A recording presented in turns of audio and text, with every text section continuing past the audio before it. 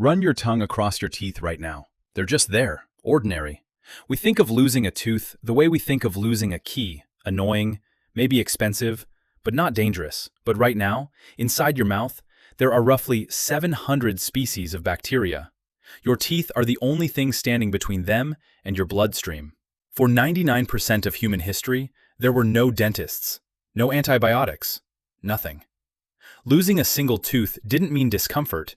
It meant something far darker. Not because of the pain, not because you couldn't chew. The reason is worse than you think. Every one of your teeth is rooted deep inside your jawbone.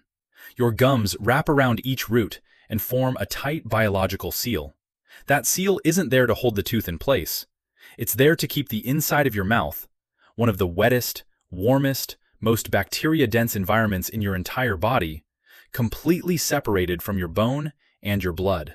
When a tooth comes out, that seal breaks. What's left behind is an open wound, sitting in a swamp. 700 species of bacteria, warm saliva, food particles, and now, a direct path from all of it, straight into your jawbone. Today, a dentist cleans the socket. You take an antibiotic. The wound heals. But for most of human history, none of that existed. Once bacteria crossed that broken seal, the infection started in the jaw. The gum swelled, then the cheek. Within days, the side of the face was hot to the touch, and the pain made it impossible to eat. The infection ate through bone, found the bloodstream, and spread. Fever, chills. And then the body started shutting down. Not over months, not over years, weeks.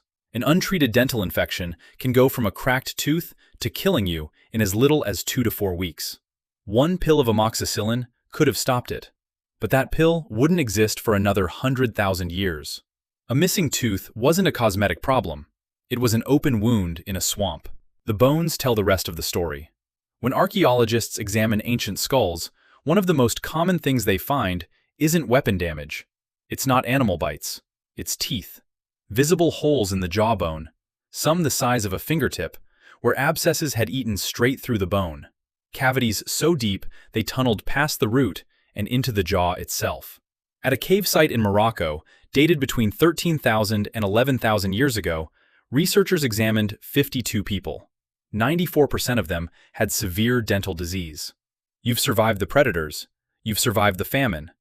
You've made it through a winter with no walls and no fire. And then one afternoon, you bite down on a piece of bone, and something in your jaw cracks. Dental infection may be one of the most underestimated killers in all of prehistory. At some archaeological sites, signs of tooth disease show up more often than signs of violence. They survived the predators. The tooth got them. But here's the thing. We keep asking the wrong question. What did ancient humans do when they lost a tooth? The real answer is, they didn't lose one. They built their entire lives around never losing one. Everything was designed to protect the seal. Once you see it that way, ancient human behavior starts to look different. Why did early humans spend hours pounding raw meat against rocks before eating it? Why cook tough roots in hot ashes for days when you could just chew harder? It wasn't about flavor. It wasn't about convenience. It was about not cracking a tooth. In 2016, Catherine Zink and Daniel Lieberman at Harvard ran an experiment. They found that just slicing meat and pounding plants before eating cut the force on teeth by about 20%. Millions fewer chews per year, just from preparing food differently. Cooking, crushing, cutting. These weren't about taste. They were about keeping your teeth alive. And then there's the skull that changed the question entirely. In the early 2000s, a team of archaeologists was excavating a site in Dmanisi, a small town in the Republic of Georgia. The site was already famous. It held some of the oldest human remains ever found outside of Africa. But one skull was different from the rest. It was labeled D3444. It was roughly 1.8 million years old. And when they examined the jaw, every single tooth was gone. Not broken, not decayed, gone. The bone had grown over where the teeth had been. Smooth, sealed shut.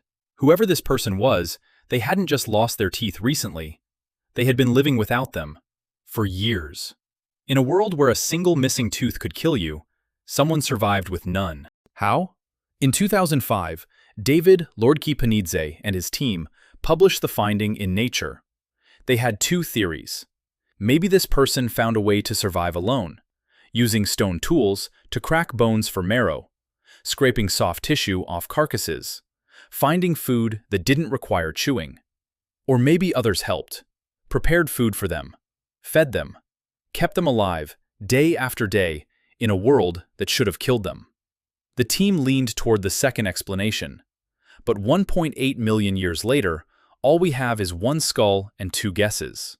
What we do know is this: in a world where losing a tooth meant death, someone broke that rule.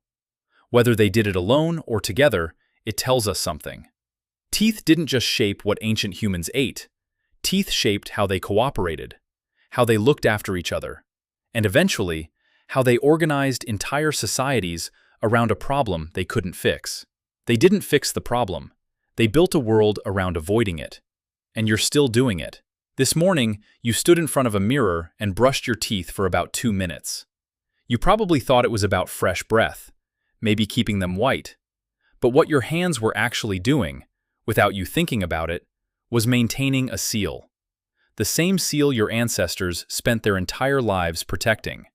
Last time you bit into something hard, a piece of ice, a popcorn kernel, and felt that sharp jolt run through your tooth, you winced.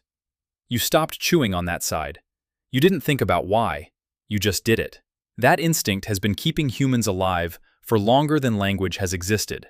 That filled tooth in the back of your mouth. That wisdom tooth that aches sometimes. 100,000 years ago, either one of those would have been a death sentence. You live in the first sliver of human history where a cracked tooth is an inconvenience, not an emergency. You have no idea how new that is. Those 700 species of bacteria are still in your mouth right now.